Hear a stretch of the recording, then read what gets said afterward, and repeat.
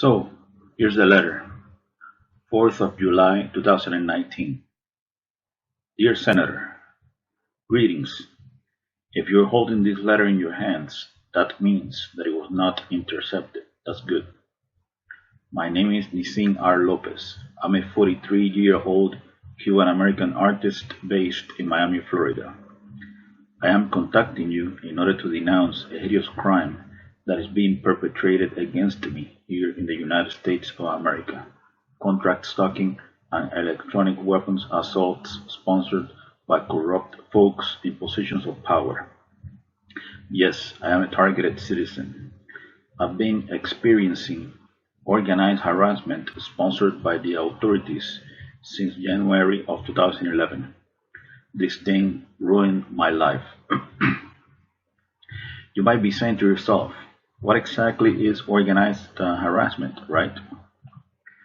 Well, this is not easy to explain. One could say that contract stalking is bullying on steroids, covert harassment, organized group stalking, or community-based mobbing is pretty much a form of political repression, extrajudicial punishment.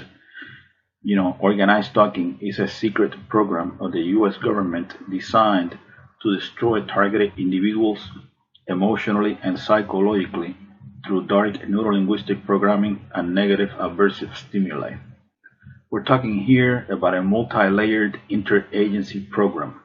Law enforcement is behind this, the intelligence community is behind this, and contractors are behind this as well. Private security companies mostly employ ex-law enforcement and ex-military.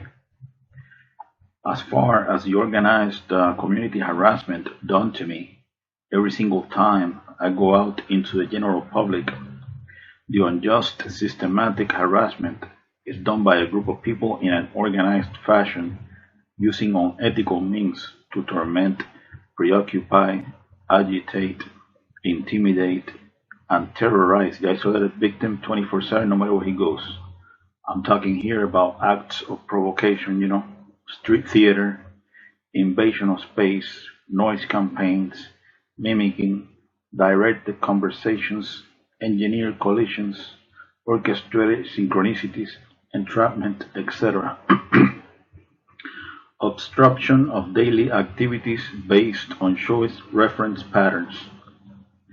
The target is exposed to a stressor outside the range of usual human experience.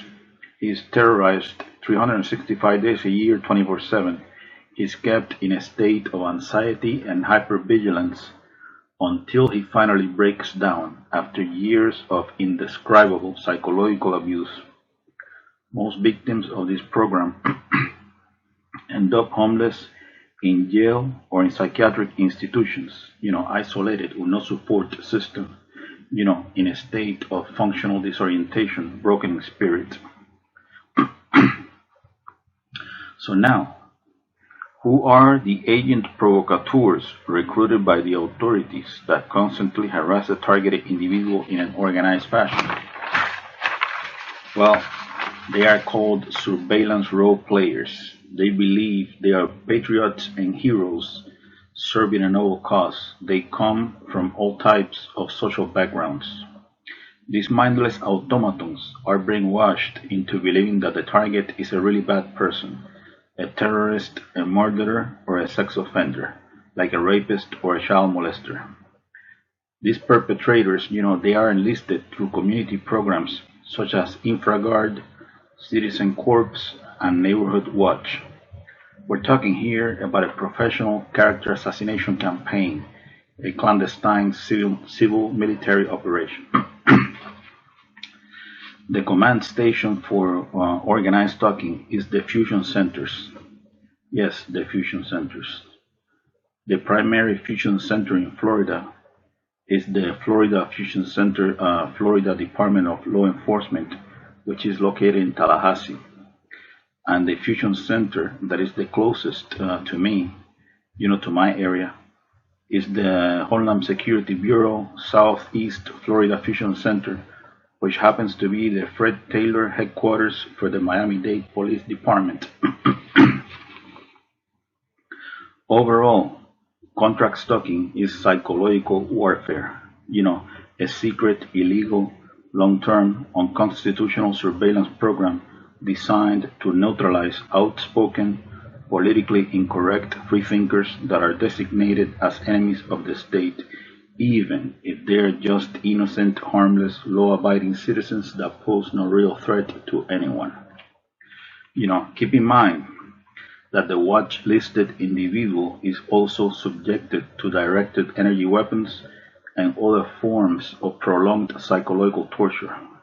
I'm talking about mind control neural weapons, remote neural monitoring.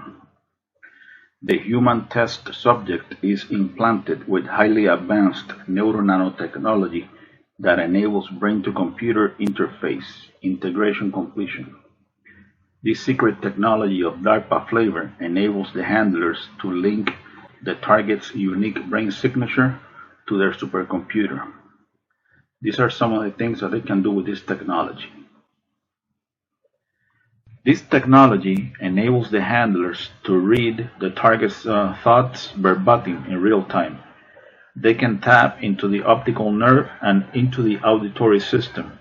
They can see what you see, and they can hear what you hear. This technology allows the handlers to map out all the target's emotional states, especially negative emotions like sadness, anxiety, fear, anger, etc. They can beam these emotions back into the target anytime. They can even Google your memories. This technology can be used to implant words, phrases, images, and motion pictures into the target's psyche or natural stuff. The idea behind this is to make the target believe that those are his real thoughts when they are not, synthetic telepathy. This technology can be used to control dream cycles and sleep patterns. They can deprive the target of sleep. This technology can be used to control the muscle movement of the target, causing spasms. They can also inflict pain in any part of the body. This technology can be used to sexually manipulate the target. It can make the target feel sexual arousal, or it can sort of turn off the target's sexuality altogether. It can also be used to manipulate the hormones of the target, thus lowering and raising estrogen and testosterone levels in women and men respectively. This technology can also be used to eliminate the target with an artificial heart attack that generates no forensic evidence. Really amazing stuff, right? All the experiences of the subject are stored in a supercomputer that predicts behavior based on past choices. I think the ultimate end of this program is to create a digital clone of the target's brain.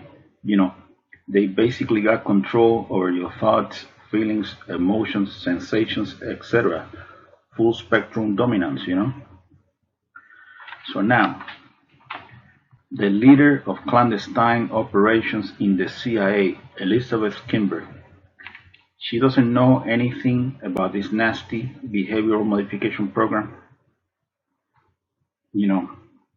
General John W. Raymond, commander of the Air Force Space Command, he doesn't know anything about satellite weaponry and microwave bullets. The director of the Defense Intelligence Agency, Robert P. Ashley, he doesn't know anything about neurosynaptic chips and trauma-based mind control. The Principal Deputy Director of National Intelligence, Susan M. Gordon, she doesn't know that targeted individuals are being forced to lash out.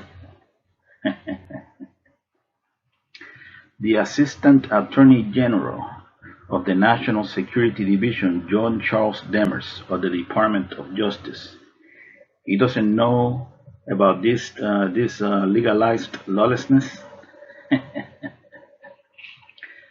The director of the FBI's Terrorist Screening Center, Charles H. Cable, he doesn't know this horrendous surveillance abuse is taking place.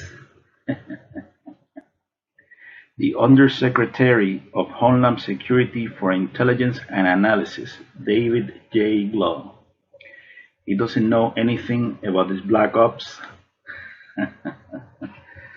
Of course, they all know this is going on. They got mainstream media on a leash so that they don't spill the beans.